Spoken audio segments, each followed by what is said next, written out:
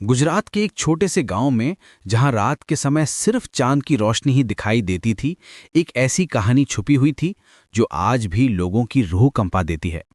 ये गांव इतना दूर था कि शहर की रोशनी यहां तक नहीं पहुंचती थी। बस पुराने बरगद के पेड़, कच्चे रास्ते और मिट्टी के घर थे। रात होते ही यहां एक अजीब सी खामोशी छा जाती थी, जैसे कोई अदृश्य शक्ति पूरे गांव को अपनी गिरफ्त में ले लेती हो। ये कहानी है छोटी सी प्रिया की, जिसकी आत्मा आज भी न्याय की तलाश में भटक रही है। प्रिया सिर्फ 12 साल की थी जब उसकी दुनिया हमेशा के लिए बदल गई। वो एक बहुत ही प्यारी और मासूम बच्ची थी। उसके बाल लंबे और काले थे, आंखें बड़ी बड़ी और मुस्कान इतनी मीठी कि देखने वाले का दिल खुश हो जाए। वो हमेशा अपनी दादी के साथ बैठकर पुराने किस्से सुनती थी और अपनी माँ के साथ रसोई में खाना बनाना सीखती थी। उसका परिवार गांव में सबसे अमीर था। उनके पास बहुत सारी जमीन थी, सोने के गहने थे और एक बड़ा सा हवेली भी थी। उनकी हवेली गांव की सबसे खूबसूरत जगह थी, जहां आम और नीम के पेड़ों से घिरा एक बड़ा सा आंगन था। लेकिन जैसा कि अक्सर होता है, पैसा और जमीन के लालच में लोग अंधे हो जाते हैं। गांव के 3 भाई रामू, शामू और गोपाल, वे प्रिया के परिवार की संपत्ति पर नजर गड़ाए बैठे थे। ये तीनों भाई बचपन से ही बुरे काम में लगे रहते थे। रामू सबसे बड़ा था और सबसे चालाक भी। शामू बीच वाला था, जो हमेशा अपने बड़े भाई की हाँ में हाँ मिलाता था। गोपाल सबसे छोटा था, लेकिन सबसे खतरनाक भी। वे जानते थे कि प्रिया के पिता के पास कोई वारिस नहीं है सिवाय उसकी छोटी बेटी के, तो उन्होंने एक भयानक योजना बनाई। महीनों तक वे प्रिया के घर की निगरानी करते रहे, उनकी दिनचर्या को समझते रहे और सबसे अच्छा समय ढूंढते रहे। एक अंधेरी रात में, जब पूरा गांव सो रहा था और आसमान में बादल छाए हुए थे, ये तीनों भाई प्रिया के घर पहुंचे। उस रात हवा भी नहीं चल रही थी, जैसे प्रकृति भी जानती हो कि कुछ बुरा होने वाला है। उनके हाथों में तेज धार वाले चाकू थे और दिलों में सिर्फ लालच। वे चुपचाप पिछले दरवाजे से घर में घुसे। पहले उन्होंने प्रिया के माता पिता को मार डाला, जो अपने कमरे में गहरी नींद में सो रहे थे। फिर उसके दादा दादी को भी नहीं छोड़ा, जो बगल के कमरे में आराम कर रहे थे। पूरे घर में सिर्फ खून और खामोशी का राज था। छोटी प्रिया अपने कमरे में छुप गई थी। वो समझ गई थी कि कुछ गलत हो रहा है जब उसने अजीब आवाज़ें सुनी थी। उसका दिल जोर जोर से धड़क रहा था और वो अपने बिस्तर के नीचे छुप गई थी। लेकिन वो तीनों उसे ढूंढ ही गए। जब उन्होंने उसे पकड़ा तो प्रिया ने गिड़गिड़ा कर कहा, मैं किसी को कुछ नहीं बताऊंगी, प्लीज़ मुझे जाने दो, मैं छोटी हूं, मैं कुछ नहीं जानती। उसकी आंखों में आंसू थे और आवाज़ कांप रही थी। लेकिन उन हत्यारों के दिल में जरा भी दया नहीं थी। उन्होंने सोचा कि अगर प्रिया जिंदा रही तो वो बड़ी होकर उनसे बदला ले सकती है। उस रात प्रिया की भी हत्या कर दी गई, लेकिन मरते समय उसकी आंखों में सिर्फ डर नहीं था, बल्कि एक अजीब सा गुस्सा भी था। उसने अपनी आखिरी सांस में कहा था, मैं वापस आऊंगी और तुम सबको सजा दूंगी। ये शब्द इतनी ताकत से निकले थे कि तीनों भाई एक पल के लिए डर गए थे। लेकिन फिर उन्होंने सोचा कि ये सिर्फ एक बच्ची की बात है। उन तीनों भाइयों ने सारी संपत्ति हड़प ली। उन्होंने सारे सोने के गहने, पैसे और जमीन के कागजात अपने नाम कर लिए। गांव वालों को बताया कि प्रिया का पूरा परिवार शहर चला गया है और उन्होंने अपनी संपत्ति इन भाइयों को बेच दी है। कुछ लोगों का शक हुआ, क्योंकि प्रिया का परिवार कभी भी गांव छोड़ने की बात नहीं करता था। लेकिन कोई कुछ कहने की हिम्मत नहीं कर सका, क्योंकि ये तीनों भाई बहुत खतरनाक थे और गांव में उनका डर था। लेकिन प्रिया की आत्मा को चैन कहाँ मिलना था। वो अपने परिवार के साथ हुए अन्याय को भूल नहीं सकती थी। उसकी आत्मा उस हवेली में ही रह गई जहां उसने अपना बचपन बिताया था।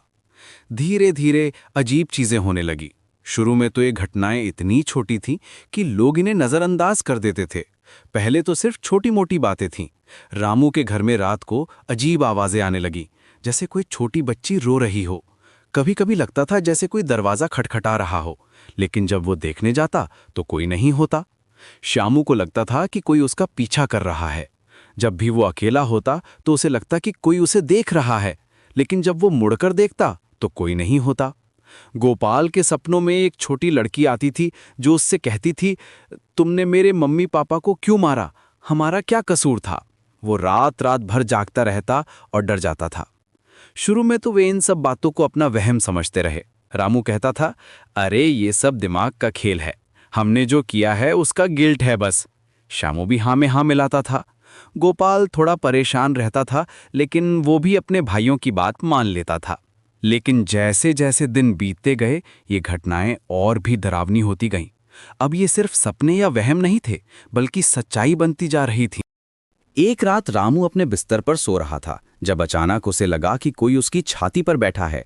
उसकी सांस फूलने लगी और उसे लगा जैसे कोई उसका गला दबा रहा हो। जब उसने आंखें खोली तो देखा कि एक छोटी लड़की उसे घूर रही है। उसके कपड़े खून से सने हुए थे, बाल बिखरे हुए थे और आंखों में आग जल रही थी।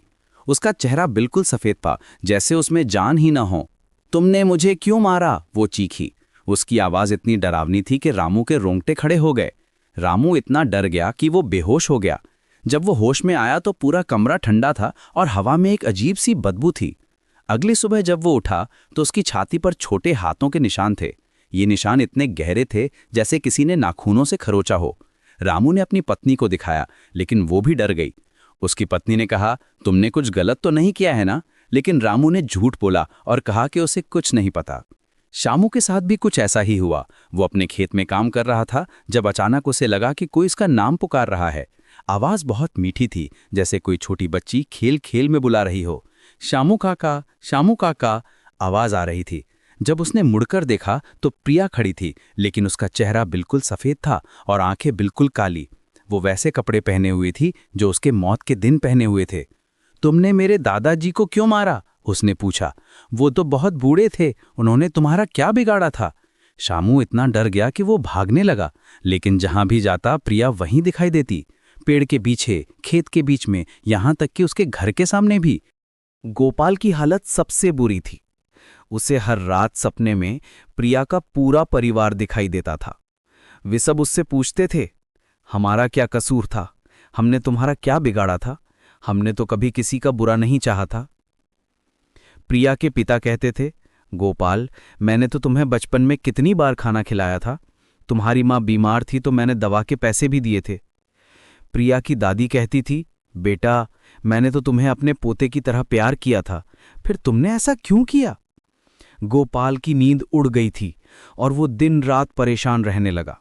उसका वजन कम होने लगा और आंखों के नीचे काले धब्बे पड़ गए। लेकिन ये तो सिर्फ शुरुआत थी।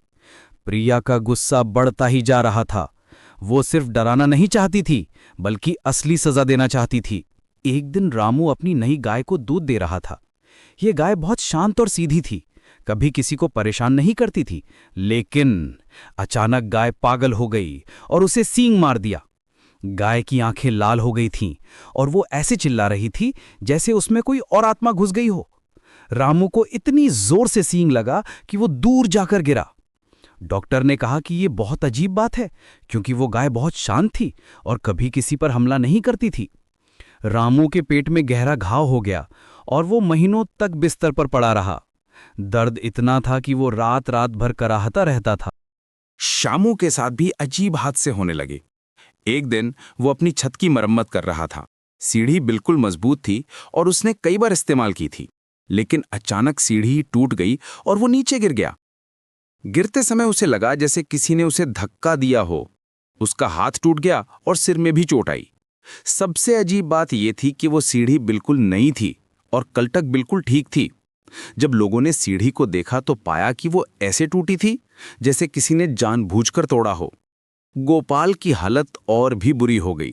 उसके बाल रातों रात सफेद हो गए, जैसे उसने कोई भयानक चीज देखी हो। उसका वजन इतना कम हो गया कि वो हड्डियों का ढांचा लग रहा था। वो हमेशा डरा डरा रहने लगा और अकेले में किसी से बात करता रहता था। लोग कहते थे कि वो पागल हो गया है, क्योंकि वो अकेले में चिल्लाता रहता था, मैंने कुछ नहीं किया, मैंने कुछ नहीं किया। कभी कभी वो रोने लगता था और कहता था, प्रिया मुझे माफ कर दे, मैं गलत था। गांव के बुजुर्गों को समझ आ गया कि ये कोई साधारण बात नहीं है। उन्होंने देखा कि तीनों भाइयों के साथ अजीब चीजें हो रही हैं। गांव के सबसे बुजुर्ग व्यक्ति दादाजी ने कहा, यह सब कुछ अजीब है। पहले प्रिया का परिवार अचानक गायब हो जाता है, फिर ये तीनों भाई अमीर हो जाते हैं और अब इनके साथ ये सब हो रहा है। उन्होंने एक तांत्रिक को बुलाया। तांत्रिक एक बहुत ही अनुभवी व्यक्ति था जो आत्माओं और भूतों के बारे में जानता था। तांत्रिक ने जैसे ही प्रिया के पुराने घर में कदम रखा, उसे सब कुछ पता चल गया। घर में एक अजीब सी ठंडक थी, हवा भारी लग रही थी और एक अदृश्य दुख का एहसास था। तांत्रिक ने अपनी आंखें बंद कीं और कुछ मंत्र पढ़े। अचानक उसे सब कुछ दिखाई देने लगा। कैसे उस रात प्रिया के परिवार की हत्या हुई थी, कैसे छोटी प्रिया ने गिड़गिड़ाया था और कैसे उसने मरते समय बदले की कसम खाई थी। यहां एक मासूम बच्ची की आत्मा भटक रही है, उसे न्याय चाहिए। उसका पूरा परिवार निर्दोष था और उनकी बहुत बुरी तरह से हत्या की गई है।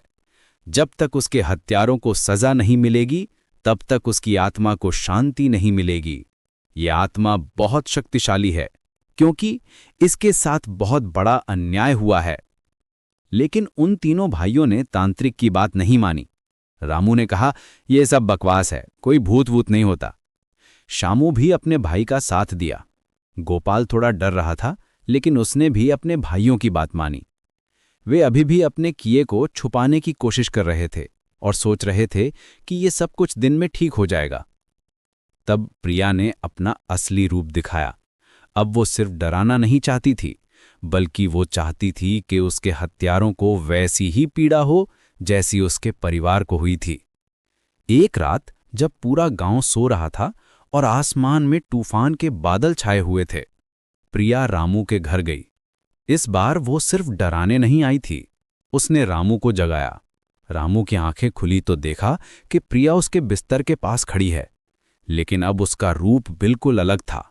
उसकी आंखों में आग थी, चेहरा गुस्से से लाल था और उसके हाथ में वही चाकू था जिससे उसे मारा गया था। अब तुम्हारी बारी है प्रिया, प्रिया ने कहा। उसकी आवाज में कोई मासूमियत नहीं थी, बल्कि एक भयानक गुस्सा था। तुमने मेरे परिवार के साथ जो किया है, अब वैसा ही तुम्हारे साथ होगा। रामू ने देखा कि चाकू खून से सना हुआ है। नहीं, प्लीज मुझे माफ कर दो, रामू ने गिड़गिड़ाया। मैं सब कुछ स्वीकार कर लूंगा, मैं पुलिस के पास जाऊंगा और सब कुछ बता दूंगा। उसकी आवाज कांप रही थी और आंसू आ रहे थे।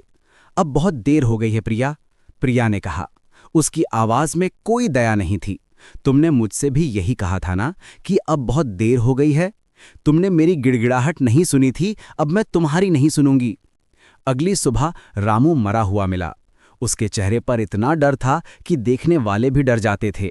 उसकी आंखें फटी हुई थीं, जैसे उसने कोई बहुत ही भयानक चीज देखी हो। डॉक्टर ने कहा कि वो दिल का दौरा पड़ने से मरा है, लेकिन गांव वाले जानते थे कि ये प्रिया का बदला है। सबसे अजीब बात ये थी कि उसके कमरे में खून की बूंदें मिली थीं, लेकिन रामू के शरीर पर कोई घाव नहीं था। श्यामू और गोपाल और भी डर गए। अब उन्हें एहसास हो गया था कि प्रिया वाकई वापस आ गई है और वो उनसे बदला ले रही है। वे गांव छोड़कर भागने की सोचने लगे, लेकिन प्रिया ने उन्हें जाने नहीं दिया। जब भी वे गांव से बाहर निकलने की कोशिश करते, तो रास्ते में कोई ना कोई अड़चन आ जाती। जब शामू अपना सामान पैक कर रहा था और रात के समय चुपचाप भागने की सोच रहा था, तो अचानक उसके कमरे में आग लग गई। आग इतनी तेज थी कि पूरा कमरा कुछ ही मिनटों में जल गया। वो किसी तरह बाहर निकला, लेकिन उसका पूरा घर जल गया। उसके सारे कपड़े, पैसे और सामान सब कुछ जलकर राख हो गया। सबसे अजीब बात यह थी कि आग सिर्फ उसके घर में ही लगी थी, बाकी घरों को कुछ नहीं हुआ था। यहां तक कि उसके बगल वाले घर को भी कोई नुकसान नहीं हुआ था। गोपाल की हालत और भी बुरी हो गई। अब वो दिन रात प्रिया को देखता रहता था। कभी वो उसके सामने खड़ी होती, कभी छत पर, कभी खिड़की के बाहर। वो हमेशा उससे कहती, तुमने मेरी दादी को क्यों मारा? उन्होंने तुम्हारा क्या बिगाड़ा था? वो तो बहुत प्यार करती थी सबसे। गोपाल का खाना पीना छूट गया। वो दिन रात रोता रहता और अपने बालों को नोचता रहता। लोगों को लगता था कि वो पागल हो गया है। आखिरकार गोपाल से बर्दाश्त नहीं हुआ। उसे एहसास हो गया था कि प्रिया तब तक उसे परेशान करती रहेगी जब तक वो सच नहीं बोलता। एक दिन वो गांव के सरपंच के पास गया। उसकी हालत बहुत बुरी थी, बाल बिखरे हुए, कपड़े फटे हुए और आंखों में एक अजीब सा डर। उसने सरपंच से कहा, मैं सब कुछ स्वीकार करता हूं। और फिर उसने पूरी कहानी बताई। उसने बताया कि कैसे उन तीनों ने मिलकर प्रिया के पूरे परिवार की हत्या की थी। हमने सिर्फ पैसे के लिए ये किया था, वो रोते हुए बोला। हमें नहीं पता था कि इसका इतना बुरा नतीजा होगा। प्रिया वापस आ गई है और वो हम सबसे बदला ले रही है। सरपंच और गांव के दूसरे लोग सुनकर हैरान रह गए। उन्हें पता चल गया कि प्रिया का परिवार वाकई मारा गया था और वो कहीं नहीं गया था। सरपंच ने तुरंत पुलिस को बुलाया, लेकिन तब तक बहुत देर हो चुकी थी। श्यामू भी उसी रात मर गया था। लोगों ने बताया कि वो अपने जले हुए घर में वापस गया था और वहीं दम तोड़ दिया था। उसके चेहरे पर भी वैसा ही डर था जैसा रामू के चेहरे पर था। अब सिर्फ गोपाल बचा था, लेकिन प्रिया का गुस्सा अभी भी खत्म नहीं हुआ था। उस रात प्रिया उसके सामने आई, लेकिन इस बार उसका चेहरा थोड़ा शांत था। तुमने सच बोला है, उसने कहा, इसलिए मैं तुम्हें एक मौका देती हूं। अगर तुम सच में पछता रहे हो तो मेरे परिवार के लिए एक मंदिर बनवाओ और हर साल उनकी पुण्यतिथि पर भंडारा करवाओ। अगर तुम ऐसा करोगे तो मैं तुम्हें माफ कर दूंगी। गोपाल ने तुरंत हाँ कर दी। उसने कहा, मैं जो भी कहोगी वो करूंगा, बस मुझे माफ कर दो। गोपाल ने वैसा ही किया। उसने अपनी सारी संपत्ति बेचकर प्रिया के परिवार के नाम पर एक छोटा सा मंदिर बनवाया। मंदिर में प्रिया और उसके परिवार की तस्वीरें लगवाईं। हर साल वो उनकी याद में भंडारा करवाता था और गरीबों को खाना खिलाता था। वो हमेशा लोगों से कहता था, ये मंदिर उन मासूम लोगों की याद में है जिनके साथ बहुत बड़ा अन्याय हुआ था। धीरे धीरे प्रिया की आत्मा को शांति मिली। अब वो गोपाल को परेशान नहीं करती थी, लेकिन कभी कभी लोग उसे मंदिर के पास खेलते हुए देखते थे। अब वो खुश लग रही थी, जैसे उसे न्याय मिल गया हो। उसका चेहरा फिर से मासूम हो गया था और आंखों में वो पुराना प्यार था।